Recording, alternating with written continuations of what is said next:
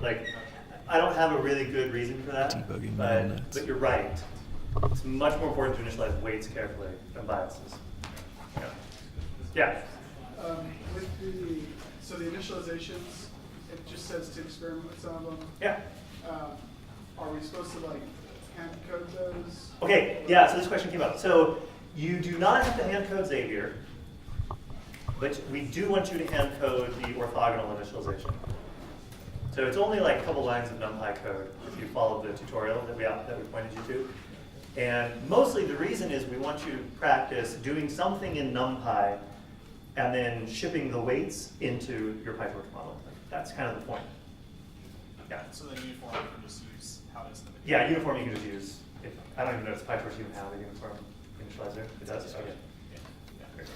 I've never used it. It's just a video of some. Okay, great. Yeah, you're welcome to use it. That's fine. You can also do it in PyTorch. I mean, in NumPy if you care. Go ahead. Maybe this is a normal expectation, but when I tried to implement cross-entropy, I didn't really understand like the math behind it. Okay. In the documentation, I did not understand what it was saying. Okay. So unless I would have had it explained to me, I never would have gotten it. Okay, yeah. So So, it was nice to understand the math behind what I was saying. yeah, so actually, that is a great segue. So today, what I wanted to begin class with was a little bit of whiteboard lecturing, precisely about two things, log sum x and cross entropy, just so that we all are clear about what's going on. Okay, so let's start with cross entropy because I think that's an easier discussion. So the entropy of a distribution. Does anybody know what the entropy of a distribution is? Have you heard about this before? Yeah. Does that have to do with like the size of the variance? Or Size of the variance. Yes. So the variance of a Gaussian is related to its entropy. But more generally, the entropy of a distribution is a measure of the amount of randomness in a random variable.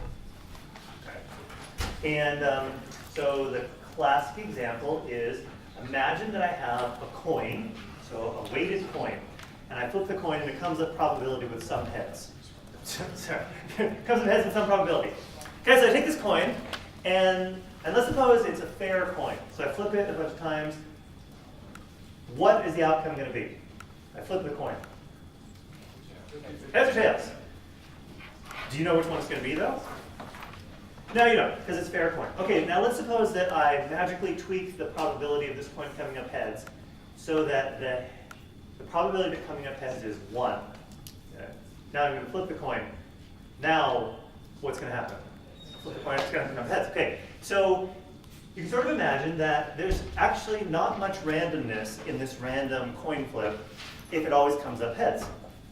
That might seem like a strange and silly and maybe like a tautology, but the idea is that the entropy of a random variable, let's say as a function of the weight of this particular coin, looks something like this. So what this says is if the probability of our coin coming up heads is 50-50, entropy is maximized. It is the most random it could be.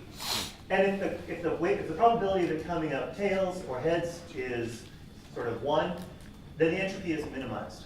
Okay, so we say that things have high entropy when they're sort of as random as possible, and they have low entropy when they're as deterministic as possible. And so for a Gaussian, you can sort of imagine that if the variance of the Gaussian is big, does it have high entropy or low entropy? High entropy, because the variance is really wide, so there's lots of possibilities, and you don't know what it's going to be. The variance is very low, it has low entropy. You got it. Okay. So the entropy of a distribution, the entropy of a random variable is defined as negative the sum over all of the possible outcomes of that variable, and the probability times the log probability. Okay? And so let's imagine that let's imagine that x is a binary random variable, so coin flip. So how many possibilities are there?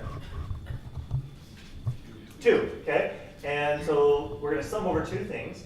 Let's suppose that the probability of it, so j is going to either equal heads or tails. So the probability that the coin is heads, let's suppose that's 0 to start off with. So the probability that it's, what happens when we say the probability that the coin comes up heads is 0? What happens? Okay, then this, what happens to the, so, sorry, let's expand this out. So you get the probability that the coin is heads times the log of the probability that the coin is heads plus the probability that the coin is tails times the log of the probability that the coin is tails. All right? So what happens when the probability that it's heads is 0? What happens to this first term? Because this is 0, 0 times anything is 0. This whole thing goes away. And then what happens to this term? So the probability that it's tails, what's that? 1. And what is the log of the probability that it's tails? 0. So what do you get? 0. And that's negative 0. Yes, thank you. All right, so that's that point right there. And if we were to stick a 0.5 in here, you would see that you would sort of get this point up here, etc. Okay. Okay, so that's the entropy of a random variable. Yes? We're just saying we're really ignoring ones with 0 probability because, like, we obviously can't plug those into the log. Like, Oh, if you the mean it- probability of heads is really 0, then that's Oh, the yeah, that's right. So here we are saying that 0 times negative infinity is 0. Yeah. That's the limit. It's fine. Mathematicians have okayed this formula. We're good.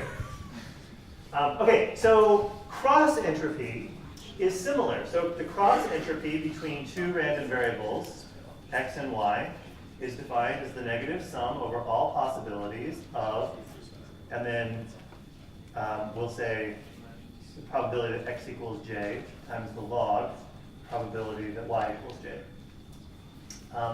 Okay, so we sort of have the x here and the y here. So why do we use this as a cost function? So when we're doing machine learning, and deep learning in particular, we often use cross entropy as the cost function. And let's see what happens. So first of all, when we use cross entropy as a loss function, what are we computing the cross entropy between? What distributions are we computing it between? Yeah? Between the distribution of all your classes, I guess in the classification thing. Yeah, so we'd like to calculate, probably shouldn't use h, just put use like x or something. Oh, no. I'll do, G? That's still a I'll do h, I'll do this. Just cross it? So there's two distributions. At the end, when things go through our model, remember if we're using something like a softmax, at the very end, our model spits out a distribution over labels. So we're going to call that y hat. So we have y hat, and then we have the true y.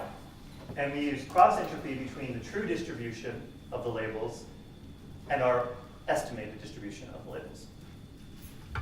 Okay, so let's see. So first of all, if we plug this into this formula, let's see what happens. So we're going to done this backwards. Yeah, there we go. By the way, okay, for real now. Have we talked about one-hot encodings? No. Okay. Many times, when we're doing a multi-class labeling problem, our labels have the form of what's called a one-hot encoding. So let's suppose we're thinking about the fashion MNIST data set. So remember that we're given a set of x's and y's, and x's are images. They're like 20 by 20 black and white images, and y's are labels. But what format are the labels in? Well, you can sort of imagine two different formats. One format is where we say, you just give a class number. So we just say like, if you're a high-heeled shoe, then the label will be 4. But another format is called the one-hot encoding, where we take, I think it's 10 classes. Like the number 1 and the word hot? Yes, it's called a one-hot encoding. And we put zeros everywhere, except there's a 1 where the class is. So if it's in class 4, we would put a 1 in the 4th position. So that's why the true value can't be in the second thing, because then it's logs of zeros. Okay, yeah, so most people use one-hot encodings to represent the labels of machine learning of data. Okay, and you can notice that this looks like a distribution, meaning that the numbers are positive and they sum to 1. It just happens to be a very spiky distribution. Is that a high entropy distribution or low entropy distribution? Low entropy, right? Okay, so we can calculate the cross entropy between a y that looks like this and a y hat. So remember, an x is going to go into our model, and it's going to predict a y hat, and this will go like through some softmax or whatever, and it will be a vector of probabilities. Those probabilities are positive and they sum to 1. So we can calculate the cross entropy between this distribution and this distribution. You with me so far? So what happens if x and y, what happens if they are the same distribution? Let's plug it in here and see what happens.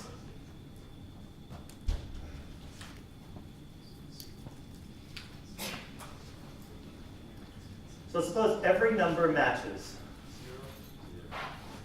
You get 0. Why do you get 0?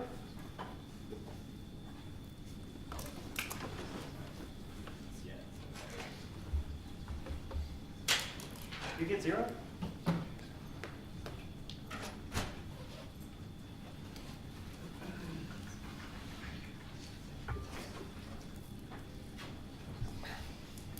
Oh, you'll get the entropy.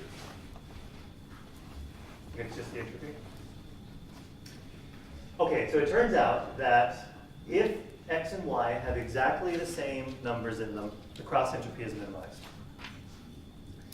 So if our model wants to minimize cross, and I guess we don't maybe have time to really prove that right now, but if, I'm not even sure I could, to be honest. So if our model wants to minimize cross entropy, what does it need to make its output look like? It needs to make it look like this one-hot encoding. In other words, it needs to put all of its probability mass on 1, and it needs to put no probability mass anywhere else. By the way, I'm virtually positive that cross entropy does go to 0. The graph looks something like this. So cross entropy penalizes incorrect but confident predictions. It really doesn't like it if you put all of your probability mass somewhere where it's not supposed to be. Okay, but let's look just a little bit closer at calculating cross entropy. So if x here is the same as y, and y is a one-hot encoded label, what happens to most of these terms? They're zeroed out because the probability of a particular term is 0. And what happens when you have the final term? Well, it's just whatever your model predicted as the probability of that class. So notice that the cross entropy between x and y, in the case where between x and y hat, where this y is that x. There's a one-hot encoding. Everything drops out except for whatever your model thought the probability of the true class was. Okay? This, by the way, is why things like PyTorch and TensorFlow they have a cross entropy loss function. They also have something called a sparse cross entropy loss function, where it doesn't bother computing all of this stuff. It only picks out the one number that you need. Questions? Just a really quick question. In the actual sum, Yes. does x represent predictions or true values?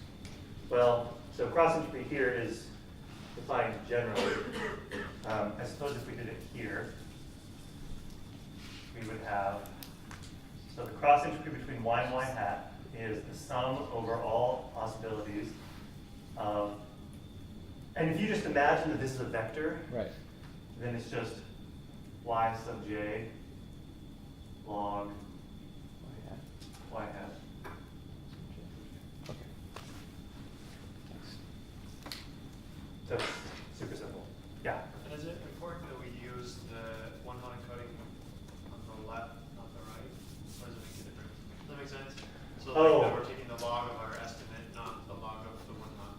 Right? Yeah, so you're right, it's not symmetric. Yeah. And I think it does matter. And so, but you'll see like the functions, the loss functions in TensorFlow and PyTorch have been designed, like they're pretty explicit about, here you should give me the labels, and here you should give me your class probabilities. Question, yeah. So there's another formulation that came up in Piazza at some point, which is where you have the cross entropy with two parts, where you have that and then you have the 1 minus y.